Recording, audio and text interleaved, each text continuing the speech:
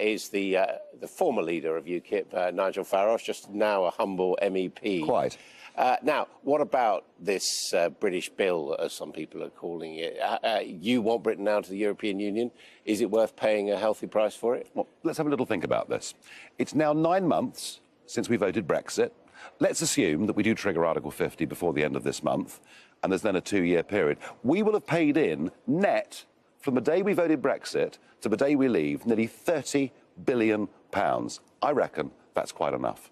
What about your pension and indeed your salary at the moment, which is coming out of European coffers at the moment? Going forward, we should take up, as the UK, your pension liabilities. Well, there are going to be pension liabilities. There are going to be some ongoing costs. But let me tell you, we may be talking about £3 or £4 billion going on for the next few decades. The figure's been quoted, 60 billion euros. Yeah, just laughable, absolutely laughable. And I think what the Prime Minister needs to do is to tell them to whistle for it. It's ridiculous. We will, as I say, have paid in 30 billion net from the date of the Brexit referendum. No, but we're still members at the moment, so that's really just a membership fee. But it's still a lot of money, isn't it? Yeah, but what we're talking about is what we will be liable for when we leave. There will be some liabilities going on, but they are tiny. They are a mere fraction of what's being suggested.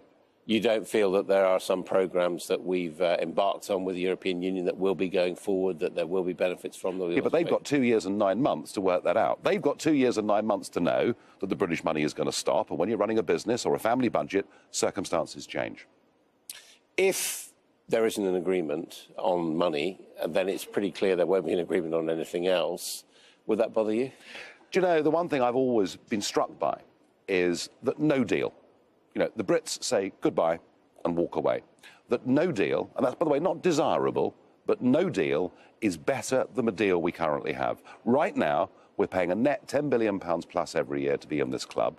We're having every aspect of our business micro-regulated from Brussels. We're prohibited from signing free trade deals with America or anybody else. No deal is better than where we are now. But I do think, actually, we're hearing some common sense. We're getting it from German car manufacturers. We're getting it from Belgian chocolate producers.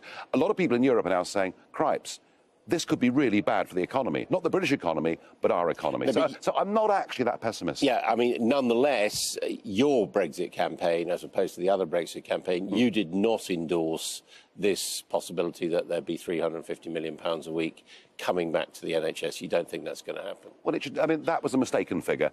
If they'd used the figure 200 million a week, it would have been unarguable, and that was a mistake. But you know what? That was a tiddly mistake compared to the things that were said on the other side of the argument, namely that we'd fall off a cliff, that the house prices would collapse. The truth is, 9 months on from Brexit, the British economy is in a lot better shape than the Eurozone. Debating now over the next few weeks when the Prime Minister should actually start this process. We've got the celebration of the Treaty of Rome for the rest of the European Union on the 25th. When do you think she should time it? Well, frankly, the answer to that's last July. Had Article 50 been triggered quickly, there would have been no High Court case, there would have been no rejection in the House of Lords. We would now be well on our way. So I'm frustrated with the indecision of the Prime Minister over all of this. All I can say is the sooner the better. Someone told me you've had a meeting with Julian Assange.